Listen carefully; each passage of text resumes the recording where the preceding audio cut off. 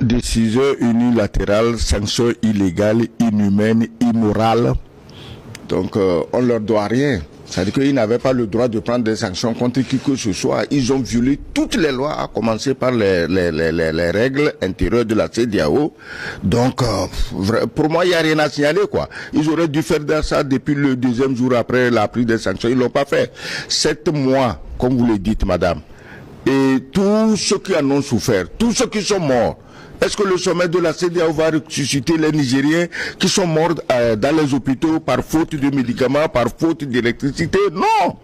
Donc on doit cesser de continuer à s'amuser. D'abord, moi je dirais, après cette décision, s'il faut remercier quelqu'un, bon, on va remercier Macron, puisque c'est lui qui décide et la CEDEAO exécute. Tous ceux qui sont assis là-bas ne les regardent pas. Ils ont décidé ce que Macron leur a dit de décider.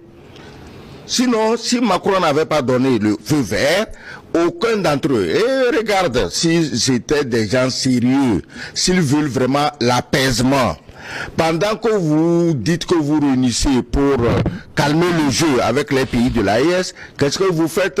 Vous invitez les soi-disant opposants de ces pays. C'est-à-dire que les valets les plus serviles de la France que ces pays aient vu naître, vous les invitez. Pourquoi? Pourquoi vous invitez leurs opposants?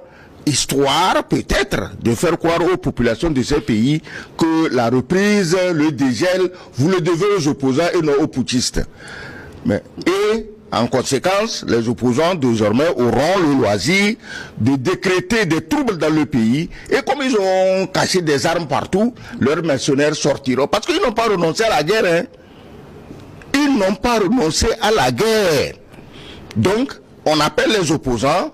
On les met sur le piédestal, ils iront avoir le beau jeu de dire aux populations, ah, c'est parce que nous on était à Abuja qu'on a levé les sanctions, donc vous avez intérêt à nous écouter, et créer des troubles dans le pays, les mercenaires, parce que bon, vous avez vu l'arsenal qu'on a démantelé au Niger. Est-ce que vous croyez que c'est le seul? Non. Mais, monsieur l'ambassadeur, vous dites que les opposants nigériens étaient invités, étaient présents au sommet.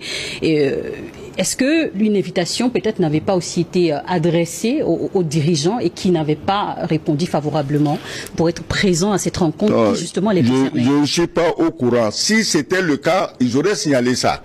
On a invité les opposants, mais on a invité aussi les dirigeants qui ne sont pas venus. Ils sont assez pervers pour oublier un tel détail. Mais ils ont amené les opposants. C'est-à-dire que ceux qui sont les plus toxiques pour le Mali, les plus toxiques pour le Niger, les plus toxiques pour le Burkina, ils les ont invités. Qu'est-ce qu'ils veulent maintenant? Vous voulez vraiment l'apaisement? Vous prenez vraiment les dirigeants, ces colonels, capitaines, pour des idiots? Mais ils ont tout compris, ils ont levé les sanctions. Mais ils ont levé les sanctions parce que ces sanctions les frappaient. C'est comme aujourd'hui l'OTAN et la Russie. Chaque matin, pas que des sanctions, 10e, 13e. Mais c'est les Européens qui sont en train de mourir. Quand le président Macron se fait chasser à la porte de Versailles à la foire agricole, avec des jets d'eau, des tomates, des œufs pourris, du caca de bœuf, mais c'est pas Poutine. Donc, ils lèvent les sanctions qui les pénalisent eux-mêmes. Nous savons très bien ce que nos pays côtiers souffrent du fait des sanctions contre ces pays du Sahel. Il faut qu'on ait l'honnêteté de le dire.